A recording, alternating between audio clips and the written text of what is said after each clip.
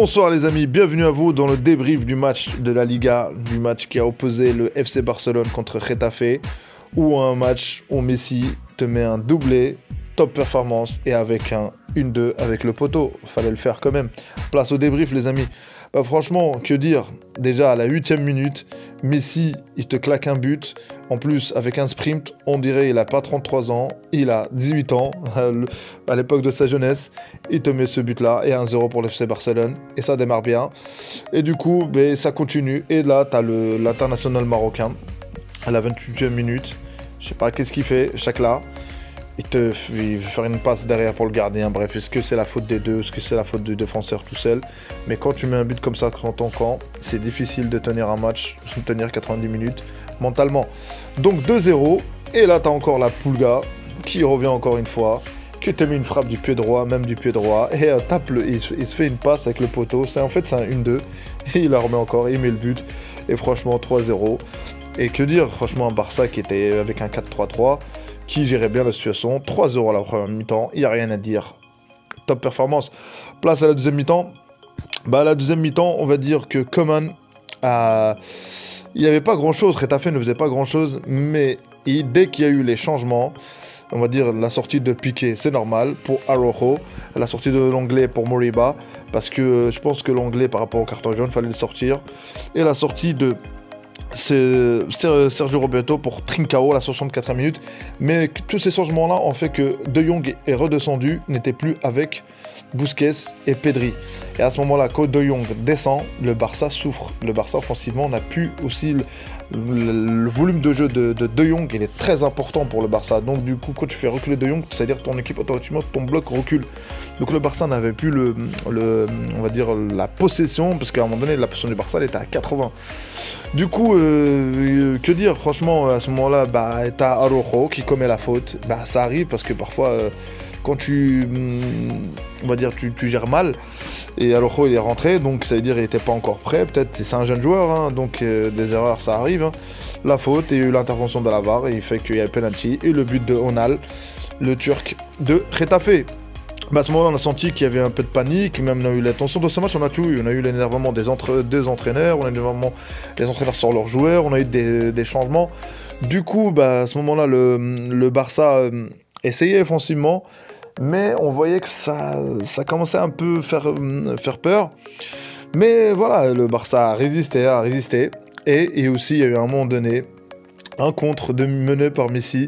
Et à ce moment-là, tu as la colère de Coman. Et la colère, pourquoi? Parce qu'en fait, il estime que au moment du contre, que Mingueza ne devait pas monter parce que le FC Barcelone, ils étaient à 3 derrière. Et du coup, il fallait pas que Mingueza monte, ça sert à rien parce qu'il y a un autre contre et le Barça peut prendre un 3e but. Donc voilà la colère, pourquoi Coman était en colère, on peut le comprendre parce que, et notamment sanction directe, l'entrée de Umtiti à la 75e minute, il l'a pas entendu. Mais franchement, qu'est-ce qu'on peut reprocher à Coman? Il n'a pas respecté les instructions de l'entraîneur. Donc forcément tu sors. C'est un jeune joueur, Mingueza. Donc, et il y a aussi à noter, on ne peut pas reprocher quelque chose à Coman. C'est que Coman a fait entrer énormément de jeunes joueurs dans cette équipe. Et il a fait participer, que ce soit Pedri, que ce soit Trincao, que ce soit... Bref, là, le jeune Araujo. Et parlons d'Araujo. Araujo, pour moi, c'est le joueur type qui manque. Il est encore jeune, mais la blessure l'a éloigné un peu. Mais ce joueur, c'est le joueur type qui te manque. Et à la Puyol, en fait, le style de Puyol. C'est pourtant, dans cette défense, il manque quelqu'un qui a l'agressivité, qui a la méchanceté de Puyol. Et Araujo, ça, il l'a. Potentiellement, il l'a, ce joueur. Je ne sais pas ce qu'il sera. Et vous avez vu le but qu'il met. La tête, pour vous dire, la rage avec il a même dit que Messi lui dit toujours de te mettre au premier poteau et donc tu vas être servi. Il a été servi, et franchement, avec une tête. Et quand mentalement, ça veut dire que tu es vraiment fort. Quand tu mets ton équipe dans un, on va dire, le stress qu'il y a eu pour l'équipe, c'est quand même à cause de l'Euro. Et là, il te met le but, il te calme tout ça. Et 4-2 pour le FC Barcelone. Et ça continue encore. Et t'as une faute encore, un penalty pour Griezmann. Et là, il y a quelque chose qu'il faut noter, la classe de Messi. Messi qui laisse Griezmann tirer. Franchement, c'est la classe d'un grand joueur. Il aurait pu dire, bon, je mets le triplé, Mais on a même vu comment Griezmann a tenu Messi pour lui dire merci. Parce qu'il sait que Griezmann, on va pas dire qu'il fait une mauvaise saison, mais il n'est pas vraiment. Donc, il lui a laissé mettre le penalty, c'est lui qui l'a provoqué. Donc voilà, que dire. Un Barça on a eu une première mi-temps différente que de la deuxième mi-temps. Mais ce que ça veut dire, c'est le sprint final de ce 100 mètres de la Liga, ça va être difficile, honnêtement. Que ce soit pour l'Atlético, que ce soit pour le Real Madrid, que ce soit pour le FC Barcelone. On a bien vu que à 3-0 à la première mi-temps, à 3-1 je veux dire, désolé, à 3-1. Et du coup, à 3-2, à ce moment-là, c'est difficile. Du coup, ça se joue sur des détails. Donc c'est pour ça qu'il reste pas beaucoup de matchs. Et franchement, difficile de pronostiquer qui peut être champion. Franchement, la seule chose que j'ai à dire, c'est que moi, les équipes, même si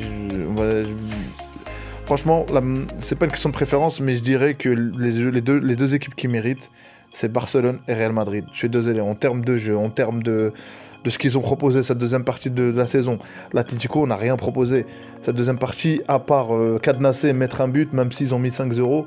Mais honnêtement, je peux regarder les matchs d'Atlético, c'est difficile pour moi, honnêtement. J'en regarde pas tout le temps, mais quand tu regardes l'FC Barcelone ou tu regardes le Real, il y a toujours quelque chose. Il y a des joueurs qui te font quelque chose, il y a du génie, donc tu as du Messi, tu as du Benzema, tu as du... Donc...